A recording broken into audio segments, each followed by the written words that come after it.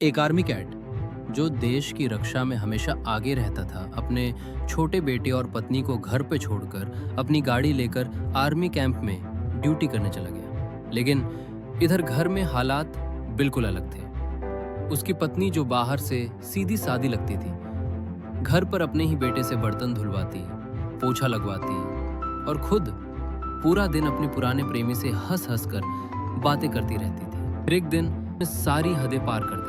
उसी प्रेमी को घर पर बुला लिया। उन्होंने मिलकर बढ़िया खाना बनाया, साथ बैठकर खाया और उस मासूम बच्चे को एक कोना तक नसीब नहीं था, उससे और भी ज्यादा काम करवाया गया। शराब और नशे में डूबे हुए दोनों बेपरवाह होकर डांस कर रहे थे। उधर वो छोटा बच्चा भूखा प्यासा रोता रहा। फिर मैं रसोई से बचा खुचा खाना चुपचाप उठाकर खा लिया।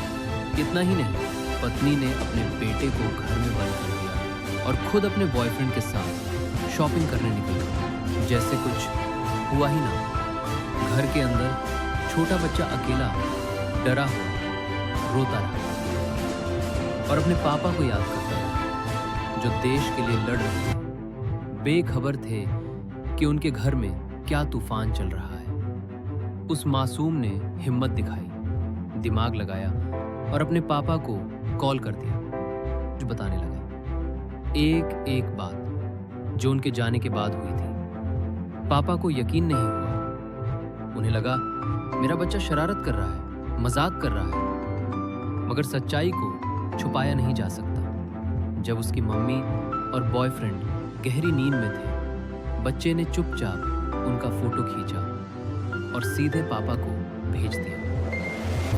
आर्मी कैट का खून खौल उठा। वो ड्यूटी छोड़कर सीधा घर पहुंचा, दरवाजा खोला और गुस्से में पत्नी को बाहर निकालते हुए बोला, आज के बाद गलती से भी इस घर की तरफ मत देखना। गुस्से में उसका शरीर कांप रहा था, मगर जैसे ही उसने अपने छोटे बेटे को देखा, वो टूट गया और कहा, अब कोई तुम्हें दुख नहीं देगा बेटा, पापा हमेशा तुम्हारे साथ हैं। दोनों एक दूसरे से लिपट कर रोने लगे।